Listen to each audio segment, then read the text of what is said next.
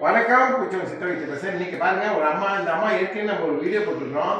இவங்க வந்து ஒரு பேஷண்ட், நம்ம கிட்ட ரொம்ப நாள் நம்மகிட்ட மருந்து எடுக்கக்கூடிய ஒரு பேஷண்ட். ஏன்னா இவங்க வந்து கழுவுக்கூடிய ஸ்டேஜ்லேருந்து வந்தாங்க. சரி, அதை நம்ம விட்டுருவோம்.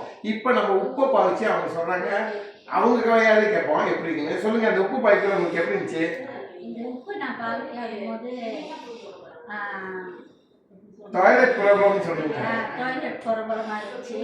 ரொம்ப கஷ்டப்படுவேன். 2 நாளைக்கு 3 நாளைக்கு ஒரு தடவை தான் எனக்கு போகும். வயிறுலாம் அப்படியே புருஷமாக இருக்கும், சாப்பிட முடியாது, ரொம்ப கஷ்டப்பட்டேன். இப்போ இந்த உப்பு நான் பாவிச்சு இப்போ சமையலில் போட்டு சாப்பிட்டு இப்போ நல்லா டாய்லெட் போகுது, நார்மலாக இருக்குது.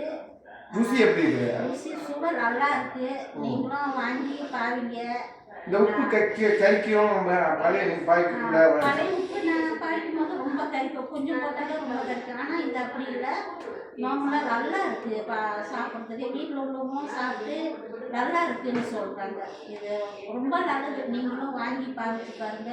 நிச்சயமாக இது நல்லா நம்ம உடம்புக்கு நல்லது, சுத்தப்படுத்தும்.